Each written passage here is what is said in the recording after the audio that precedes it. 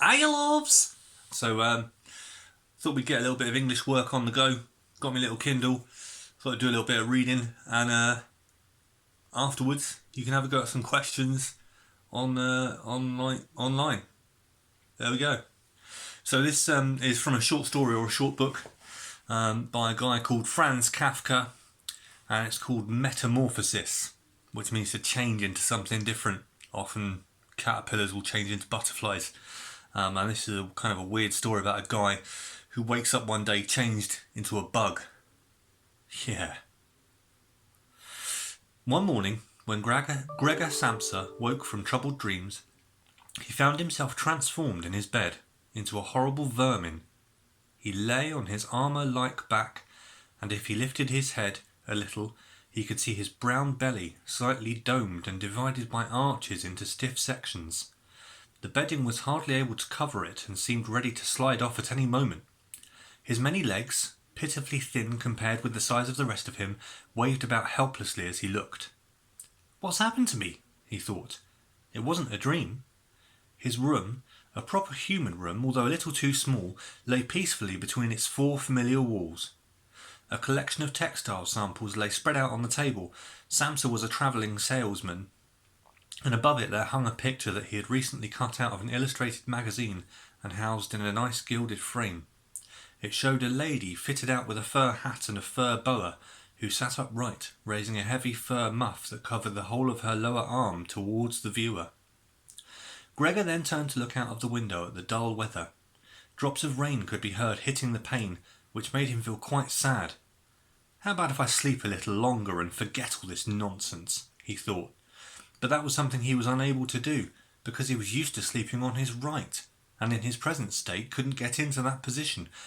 However hard he threw himself onto his right, he always rolled back to where he was.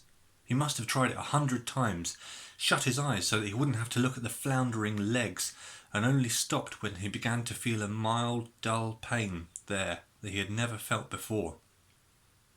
"Oh, God," he thought, "what a strenuous career it is that I've chosen.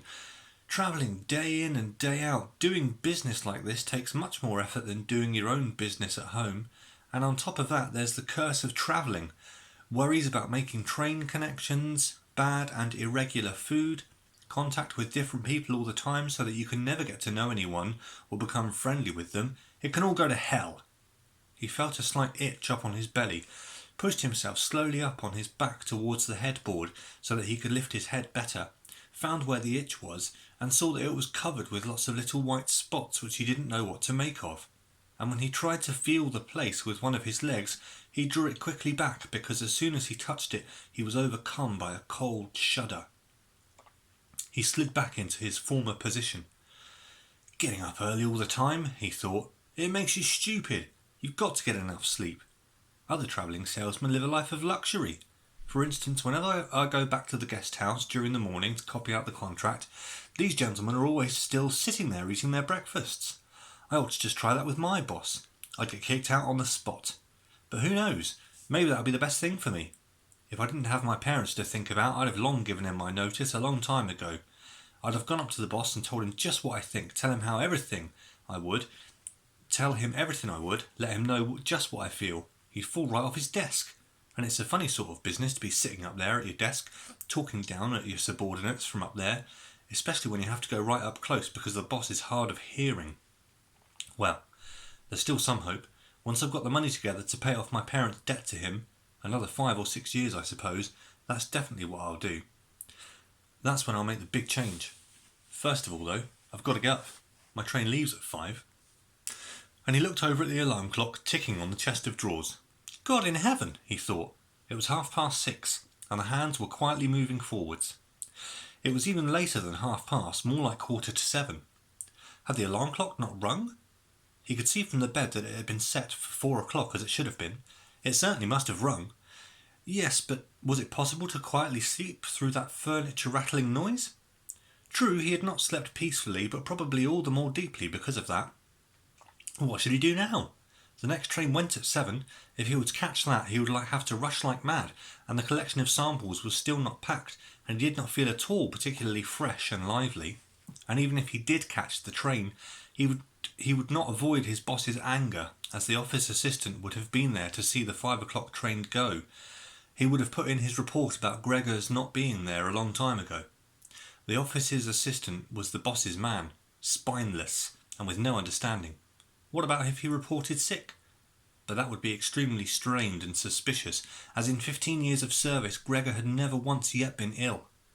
His boss would certainly come round with a doctor from the medical insurance company, accuse his parents of having a lazy son, and accept the doctor's recommendation not to make any claim, as the doctor believes that no one was ever ill, but that many were work shy.